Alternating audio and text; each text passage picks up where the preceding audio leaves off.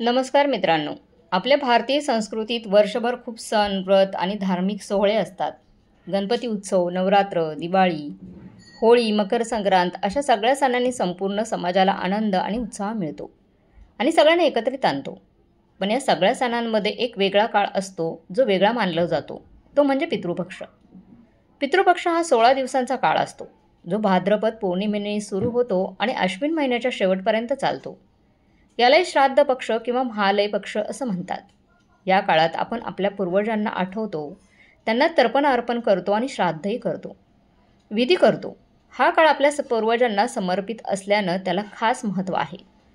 पण एक गोष्ट नेहमी जाणवते, ती म्हणजे या काळात कोणतंही शुभ काम केलं जात नाही. ते लग्न असो, साखरपुडा असो, गृहप्रवेश असो किंवा व्यवसायाची नवीन सुरुवात असो.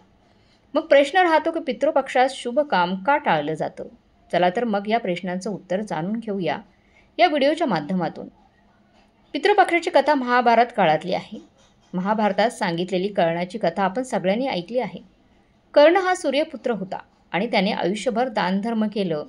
त्याच्या आयुष्यात त्याने सोनं, द्रव्य, वस्त्र, दागिने अशा अनेक वस्तू गरजूंना दिल्या.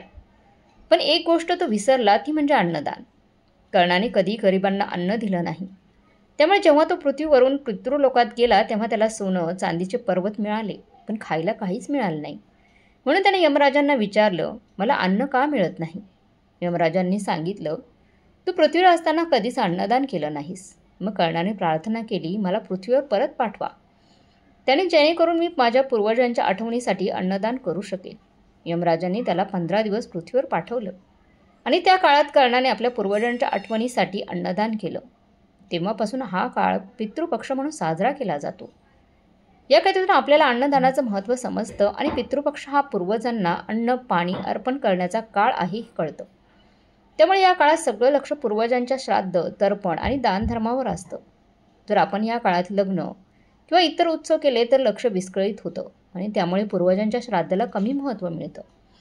म्हणून हा काळ शुभ कार्यांसाठी अपात्र मानला जातो. शास्त्रात असं सांगितलंय की पितृपक्ष हा आपल्या पूर्वजांच्या आत्म्यांना समाधान देण्यासाठी राखून ठेवलेला असतो. या काळात केलेलं अन्नदान, वस्त्रदान, गोदान हे थेट आपल्या पितरांपर्यंत पोहोचतं आणि त्यांच्या आत्म्यांना शांती मिळते.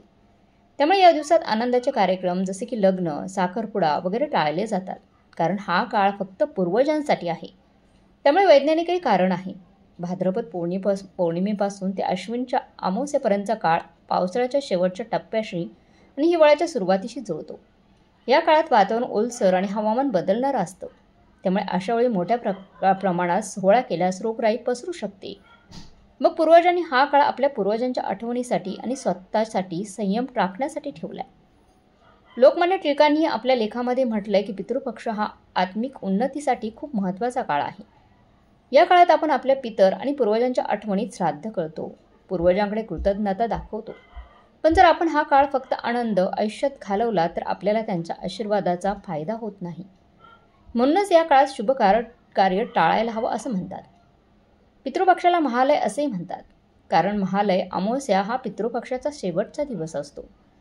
या दिवशी जे कोणी श्राद्ध करतो त्यांच्या पूर्वजांच्या आत्म्यांना समाधान मिळतं असं समजलं जातं. जे लोक या दिवशी श्राद्ध करत नाही त्यांनाही त्यांच्या पूर्वजांच्या आत्म्यांना समाधान देण्याची संधी मिळते.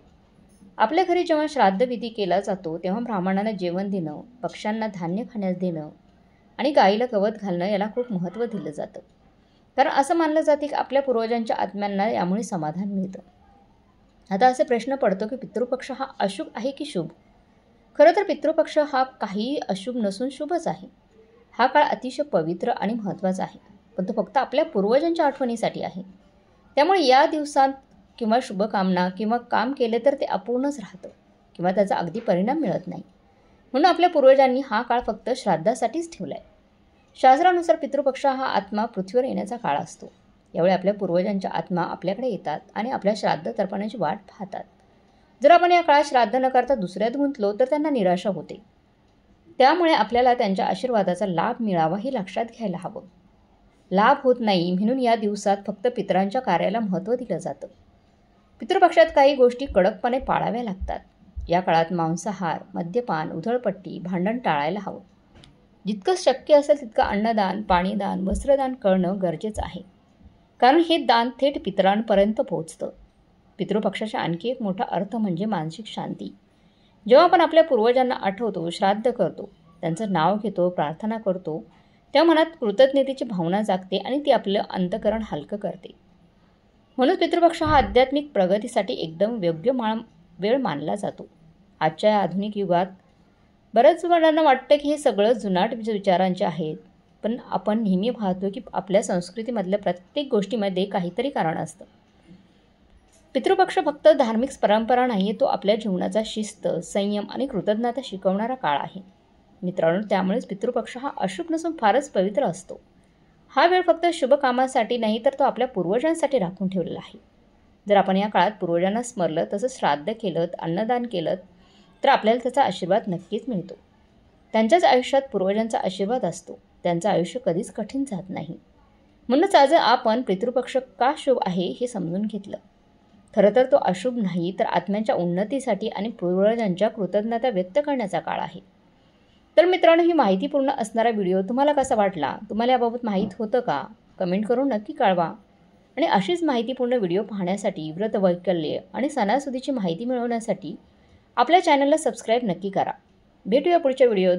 तोपर्यंत धन्यवाद.